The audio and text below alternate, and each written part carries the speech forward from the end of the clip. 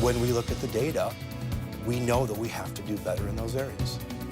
The results are in. How schools in our area did on last year's state-mandated exams and what those results mean for school districts. And flooding remains a concern in southern Wisconsin as communities in Grant and Lafayette counties deal with the aftermath of last night's rain. I woke up in the morning stiff as a board. Penicillin allergies are scary. They're a commonly reported problem, but rarely accurate. What doctors are saying about those allergies tonight at 6. This is News 3 at 6. And thank you for joining us. Fewer than half of all Wisconsin students are performing proficient or better in state standardized exams. Marshall Public Schools ranked the lowest out of schools in Dane County, particularly when it came to the Wisconsin Forward exam. Jamie Perez spoke with the superintendent of Marshall Public Schools and shares his thoughts on these results. Jamie? So standardized testing is just one measure of student success, but it is an important one. Now, there are a lot of reasons why scores may be so low in this study. Things like a lack of student engagement, socioeconomic factors, racial disparities, low teacher success rates, and so forth. For Marshall Public Schools, it may be a combination of all of that, but what many people want to know is how are they going to fix this problem going forward? What are we going to do? After finding out Marshall Public Schools were the lowest performing amongst all the Dane County schools for the Wisconsin Forward exam, Superintendent Dan Grady was disheartened. We are not happy with all of our results. It's his first year as superintendent, and he has a lot of work ahead of him. There are concerns, and that's where we're going to focus this year. Concerns like failing programs and teaching tactics, amongst other things that are reflected in the data. It is showing. If the problem is the lack of student engagement, here's the advice that Dan gives. Do your very best, and we're here to support you, and we'll provide the training and the supervision to give the very best day for every kid every day at Marshall Schools. If you're a parent concerned about these numbers, the teachers are working hard. I don't think, I would never say that our students are at fault or broken in any way, but yet it would be the adult's job to bring out each child's best. And if you're a teacher, expect everyone to do their best and to be transparent. Because no matter what subjects students are not doing well in, he knows they need to change something. When we look at the data, we know that we have to do better in those areas. But at Marshall Public Schools, Dan also says test scores shouldn't be the only measure of success. There's so much more than test scores. You know, look at safety, look at attendance, you know, look at things that are going to create and help grow healthy children. And I truly believe that Marshall Public Schools is a great place to raise kids. Despite these other measures of whether Marshall schools are doing well, he knows at this point, with these test scores, they can only go up. We're striving to do a better job. Dan added the school will be sending out surveys to ask community members how they can improve as a district overall. And I just want to point out this study was not just about Marshall schools. This was a measure of all schools across Wisconsin for the Wisconsin Forward exam as well as the ACT exams. So how did your students do? Well, for a full list of schools, grades, counties, and percentages, you can find that on our website. Thank you very much, Jamie. All right, let's talk weather now. We turn things over to Chief Meteorologist Gary Canalpi, who is monitoring rain chances for us today. Gary? Eric, again, you know, this is another situation where we don't need any more rain in parts of our viewing area, especially the southern parts in southwestern Wisconsin out toward Grant County. Now, we do have an alert day in the forecast for tomorrow, mainly tomorrow night, as a line of strong to severe thunderstorms may move through ahead of a cold front. High winds and hail, probably the main threats. There could be some brief heavy rainfall. I don't anticipate this to be a widespread flooding situation just because of the fast movement of the thunderstorms. However, let's take a look at visible cloud track. There are plenty of clouds around. There's a warm front actually lifting northward from Iowa into Wisconsin. A couple of showers and isolated thunderstorms along that line of showers. Eventually our winds will pick up out of the south and temperatures will start rising overnight. And tomorrow that could lead to a severe weather risk, especially in the evening hours as a cold front moves through southern Wisconsin. The highest severe weather threat, the enhanced risk, is over central and northern Wisconsin. Low temperatures this morning started out around 50. Here in Madison we're at 51, some 40s up to the north, but high temperatures only made it into the mid-50s. Milwaukee did touch 60 degrees. Right now temperatures pretty close to those high temperatures for the day, and we actually may see those readings rise as we head into the overnight hours as winds start to pick up out of the south and southeast. So by tomorrow morning, look for temperatures to already be in the lower 60s. High temperatures tomorrow could be pushing close to 80 in parts of our viewing area with variably cloudy skies. Again, some severe weather possible tomorrow evening. That's your first alert forecast. Gary, thank you. And last night's storms brought some flooding to parts of southwestern Wisconsin. Lafayette and Grant counties were two of the hardest hit areas. Keely Arthur joins us live in Lafayette County with a closer look. Keely? Well, Lafayette County was left largely unscathed by that historic flooding so much of the rest of our state saw in August, but now it has certainly caught up to them. Sheriff Reg Gill says that rain continued to steadily flow, oversaturating this ground, and now look where it has gone. You can see the Pecatonica River is completely overrun, flooding into this campground in Darlington. Water up at least a few feet, reaching these campground markers and signs, and the problem doesn't really stop here. Several roads, including County Road G and K, are shut down. Now, firefighters did have to make a water rescue on County K this morning, but that person is expected to be safe and fine tonight. However, with rain forecasted for later this week, the water is expected to rise. So this is certainly a situation we need to monitor here in Lafayette County, and we will bring you more details at 10. Keely Arthur reporting for us tonight. Keely, thank you. A Rock County man is awaiting a court appearance after police say he allegedly attempted to kill the mother of his child. It happened last night on the east side of Beloit. Adam Duxter shares the latest on this case.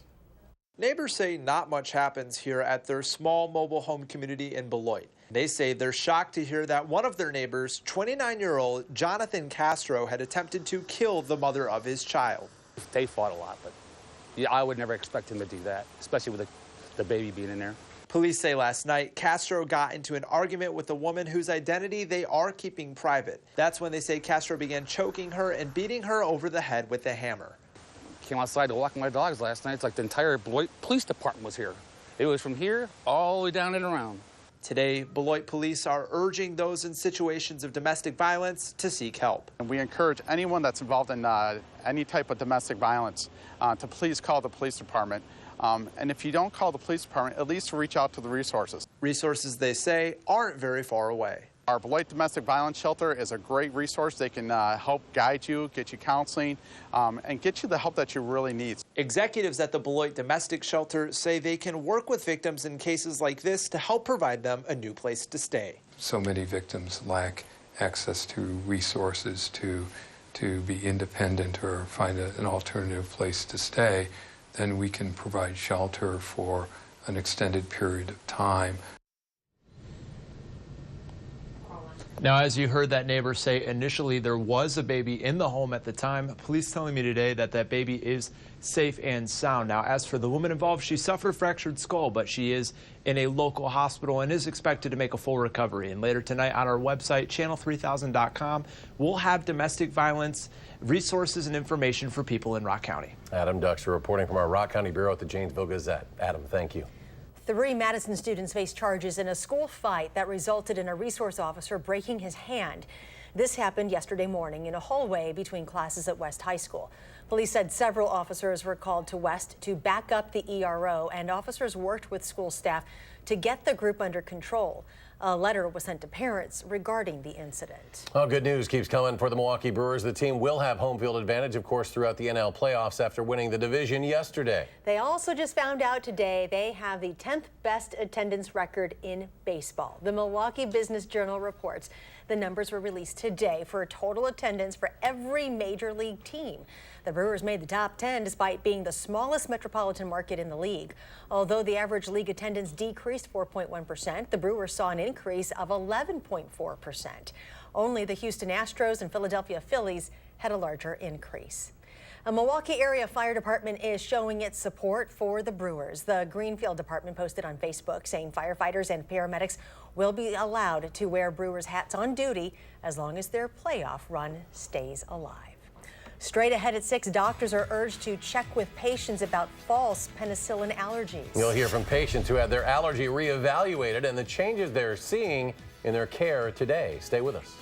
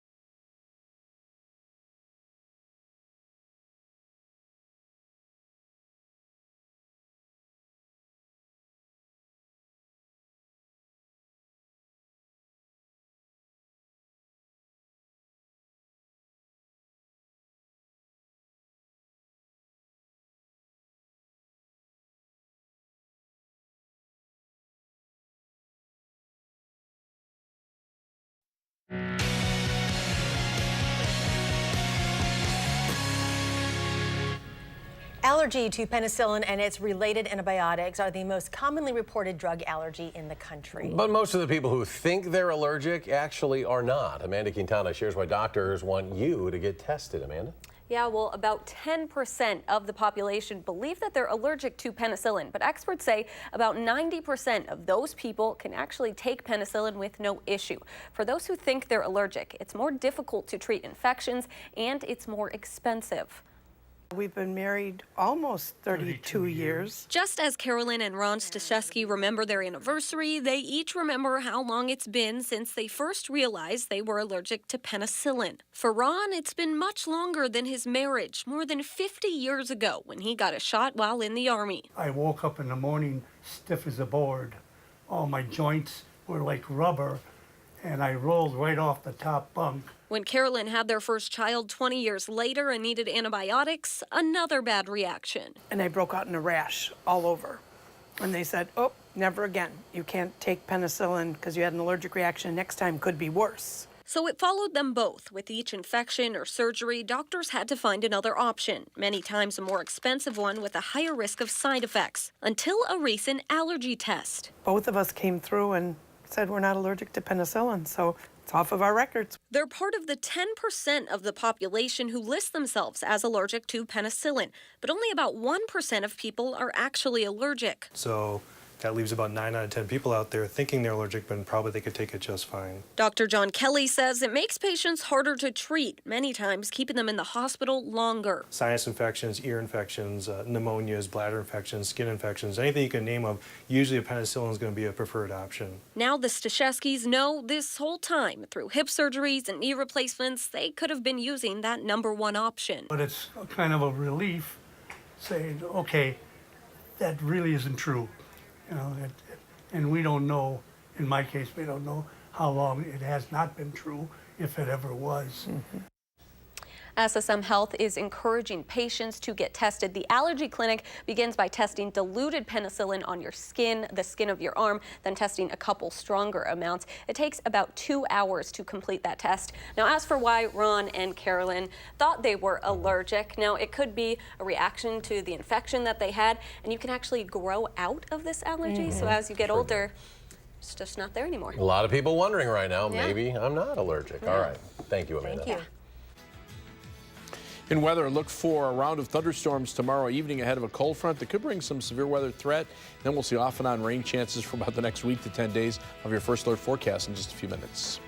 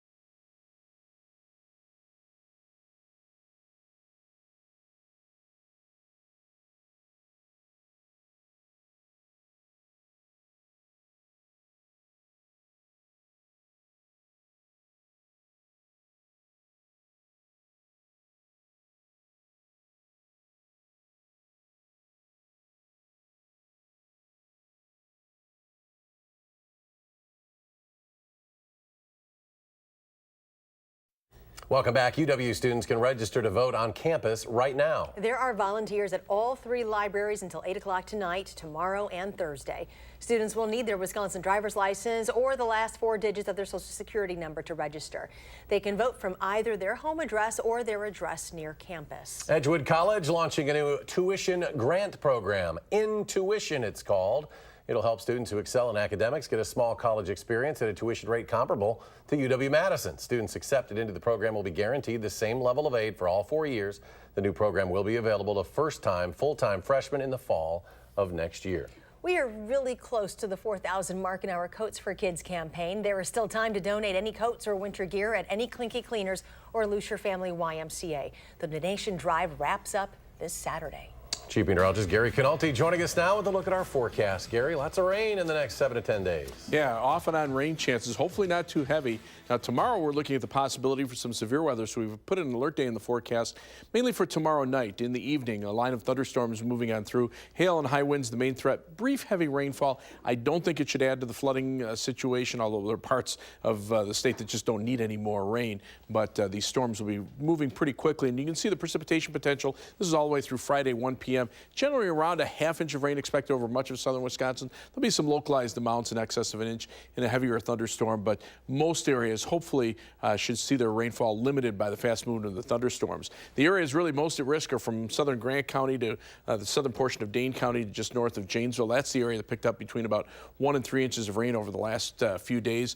Doppler track right now, pretty quiet across southern Wisconsin. A few showers starting to approach the southwestern portion of Grant County. You can see some showers, a couple of isolated thunderstorms, actually along a warm front that's lifting northeastward. And the severe weather outlook for tomorrow has a slight risk of severe thunderstorms over much of southern Wisconsin, an enhanced risk for the possibility for some isolated tornadoes, as well as more widespread damaging straight line winds from that line of thunderstorms in the central and northern parts of the state. The storms may be weakening a bit as they push into southern Wisconsin. A lot of it will depend on the timing. The earlier the storms arrive, the better the chances that they'll be severe. Lots of clouds today. That held temperatures down, but not a lot of rain out of those clouds, which is good news. Live view from the Edgewater Skycam in downtown Madison. Just mostly cloudy skies right now. The almanac for today shows we started out at 51 degrees. That's well above the average low of 43, but our high temperature of 56, almost 10 degrees below normal. Right now, though, we're at 55. Skies are cloudy. Winds are starting to pick up out of the south and southeast, and our temperatures actually may start rising overnight. Current temperatures are in the 50s across the state, but 60s to near 70-degree temperatures not too far to the south. On weather track, you can see the jet stream starting to lift northward, and a southwesterly flow will take some moisture from what was once Hurricane Rosa and brought the heavy rains to the southwestern part of the country and start feeding it into the Midwest. A warm front will lift northeastward, giving us mild conditions for tomorrow. This cold front will drop in late tomorrow afternoon. That's what will touch off the thunderstorms. North of that cold front, temperatures are in the 30s and snow is falling over southern portions of Canada, but to our south, temperatures are still in the 80s as summer tries to hang on. Our forecast for tonight calls for a low of 53 this evening, then temperatures steady or rising overnight. Slight chance for a shower or thunderstorm overnight. Tomorrow's high at 79 with some breaks in the clouds, maybe a thunderstorm chance late in the day, the better chances tomorrow evening. On future track, cloudy skies overnight, shower or thunderstorm chance in a few spots overnight. Tomorrow, some breaks in the clouds, high temperatures near 80. The thunderstorms arrive tomorrow evening, sweep on through, and then skies clear out. Temperatures drop to the middle 40s by early on Thursday morning, and Thursday high temperatures stay in the middle 50s. Rainfall amounts again around a quarter to a ½ inch. Otherwise, as we take a look at the 7-day forecast, well, we'll see if we can get to that. Those temperatures generally in the 60s to lower 70s, and off and on rain chances through next week. The Brewers know when they'll open the National League Division Series. They just don't know who they'll play just yet. The story's coming up in sports. News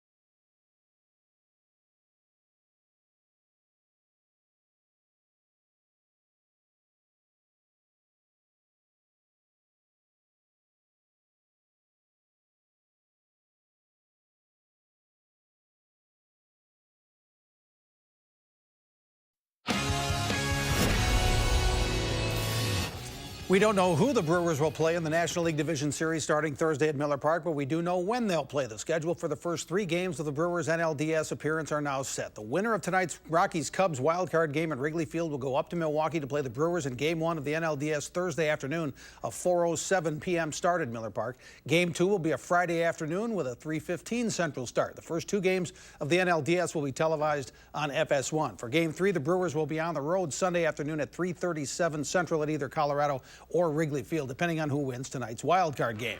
Now, the Cubs season didn't end with their loss to the Brewers yesterday. They still have a path to the championship, but it's an elimination game against the Colorado Rockies just after 7 o'clock on ESPN tonight. Kyle Freeland, John Lester, the scheduled starters. Sure, the Cubs would love to have won the NL Central from the Brewers yesterday, but as long as they're alive, there's still a chance. We're not dead in the water. We have another opportunity, and I've been involved with wild card teams that have gone all the way. Happens. You got to throw this away very quickly. You cannot let it negatively impact your thought process ever, and it shouldn't. Badger football back from its bye week. They'll play Nebraska Saturday night, 6:30 at Camp Randall. The Badgers were hoping to be 4-0 at this point, but that pesky loss to BYU changed it. Good news is they're still undefeated in the Big Ten, 1-0 after that win at Iowa. So did that one loss change the Badgers' perspective for the bye week? Offensive lineman Michael Dieter says, well, not really. You use the bye week to look at yourself up to this point and every aspect of the offense, the team, what we need to get better with, what we've done well to this point, and what we need to get better with. And whether you're 0-4, 4-0, 3-1, that's what you use the bye week for. Use the bye week to get better physically, get your body back the best you can, and just really take the time to do some self-scout and figure out what, as a team, you need to get better with. Prep Mania High School football game of the week Friday night. Stoughton and Monona Grove. We're live from Monona, 7 o'clock Friday night, TVW and channel3000.com. Time for the high school football or fall sports tournament season already. No guarantees there's going to be any good weather for the WIA girls golf sectionals, but today certainly could have been worse. Edgewood hosts one of the Division II sectionals at Pleasantview. Edgewood's Grace Welch has a lot of tournament experience already in her junior season. She puts it to good use today, shooting 80, leading Edgewood to the team title. Now, we're still waiting word on the other team qualifying. Edgerton and Arcadia tied for second place, so Molly Kruckenberg and the rest of the Tigers are hoping to get their team to state as darkness falls at Pleasantview. So Edgewood's in. Edgerton or Arcadia will join them.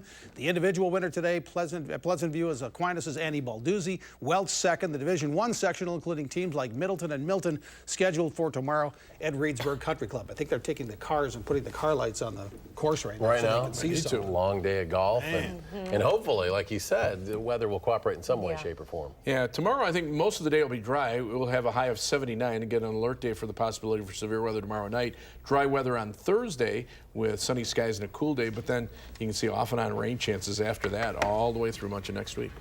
Gary, thank you very much. Thanks for joining us for News 3 at 6. Enjoy your evening, and we'll see you back here at 10.